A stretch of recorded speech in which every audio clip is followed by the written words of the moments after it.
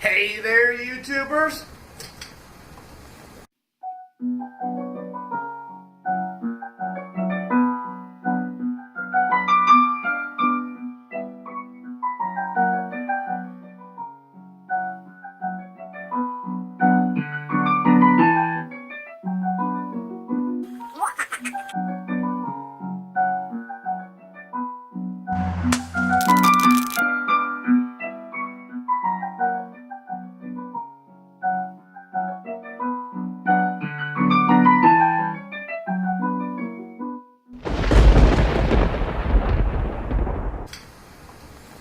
Professor Sheep here. Welcome to another chemistry video. Today, we're exploring why things glow. More specifically, why things emit light. Not all things emit light. Well, not all things. Roughly everything emits light for the same reason. Energy is added to an atom. This excites the electrons, bumping them up to a higher energy level. Now, when these electrons eventually come down from this higher energy level, they release a photon. The reason why they release this photon is because of the conservation of energy. Energy is put in, energy has to be released out, either in the form of heat or light. And in today's cases, light.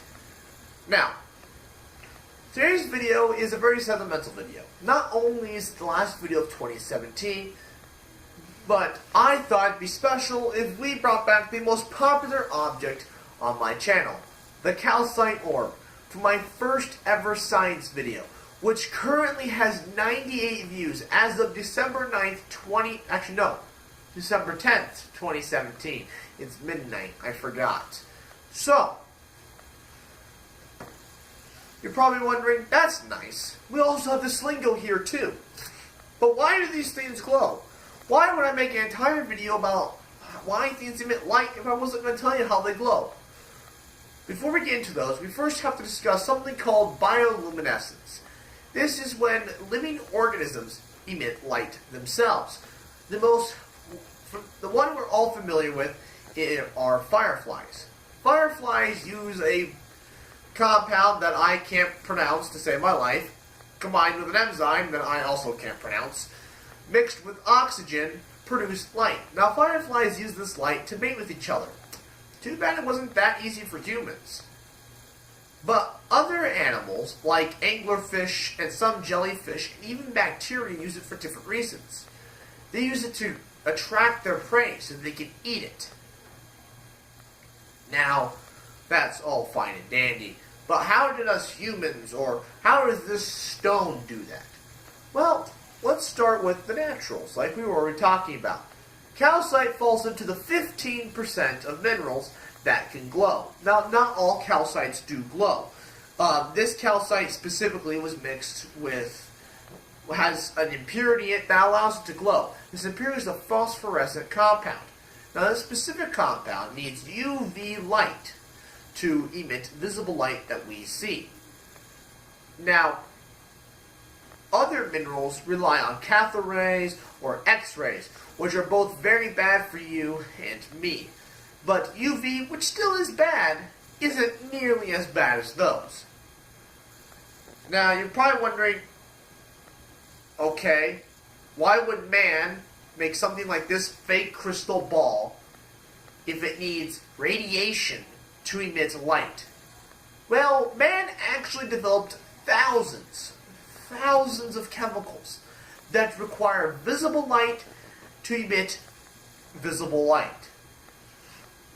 Now, I'm going to turn the main studio lights off, and then I'm going to turn these off. Observe how bright some of these are compared to others.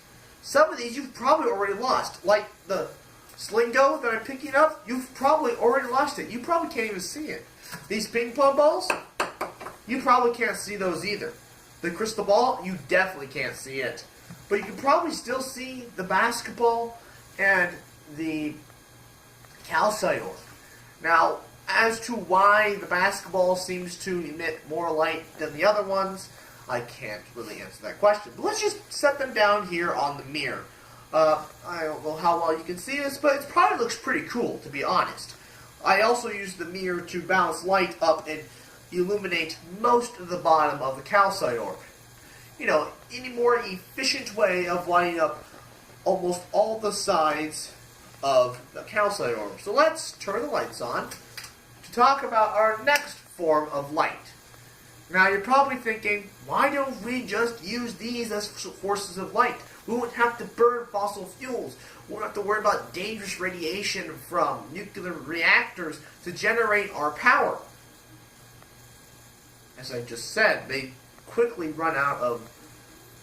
We need a better form. And that's when Thomas Edison invented the incandescent light bulb. This is probably the form you're all familiar with. Now, the original incandescent light bulb was in a vacuum and was wool. Today's modern light bulbs are a tungsten filament with an inert gas, mainly argon, encased in glass. Now, when a high voltage is run through the tungsten, it emits light. Almost thought it burned out there.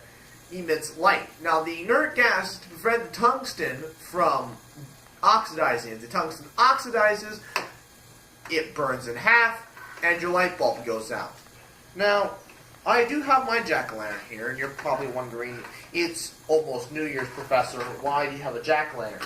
I thought, hey, it looks pretty cool when you kill the lights. So let's do that. In 3,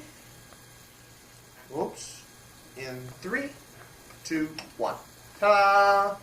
Very, very spooky, even though it is New Year's. Ooh. Now let's get the lights back on so we can quickly move on to the next source of light. Now, here's the problem with tungsten. It produces a lot of heat, which is a lot of waste of energy, if you ask me. Our next form of light bulb is the fluorescent light bulb. That is this squiggly one right here. Now, most of you are probably more familiar with the big long tube ones, because if you go to school, like you should, then you will notice these every single day. Now, these came out in about 2006, 2007, and were a complete disaster. They were meant to be, in the future, a cheaper form of light. They weren't. They burned out very quickly, and all around couldn't handle extreme temperatures. I remember using some of these because, hey, we could save some energy. They were very expensive, though, because you think it's easy to get glass in that shape? It's not.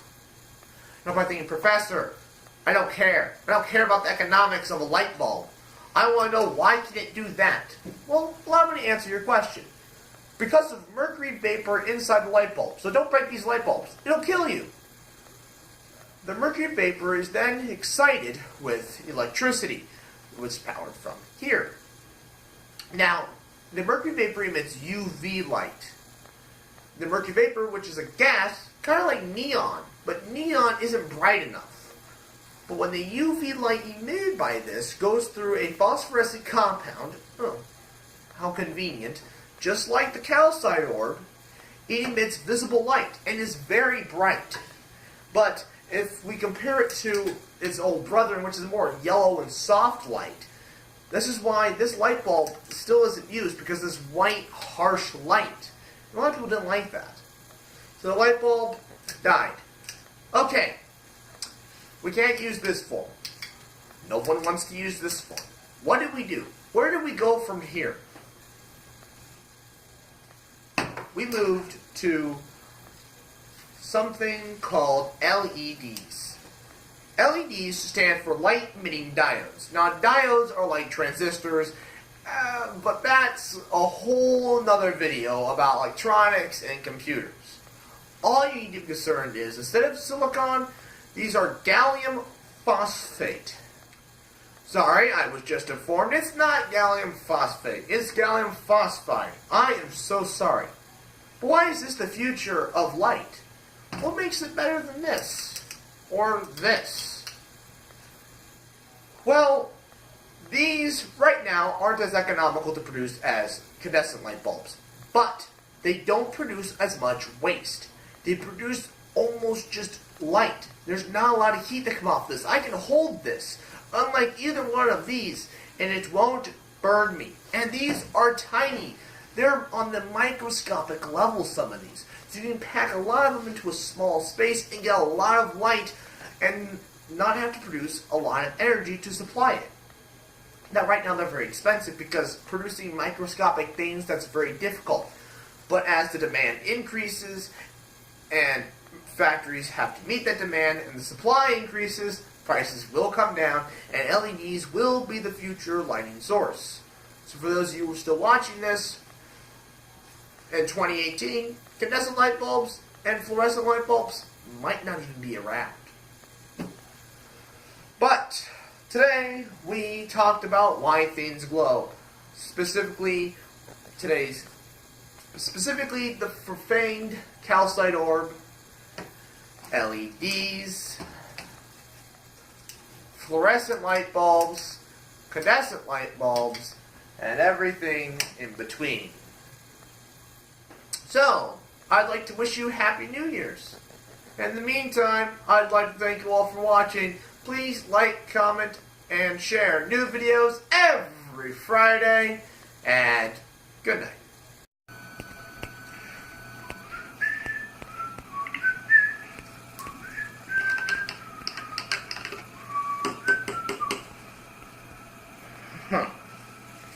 Increase to 2 moles. Oh, you're filming this? Well, if you like the chemistry video you just watched and you want more, check the link in the description below. And while you're there, hit subscribe.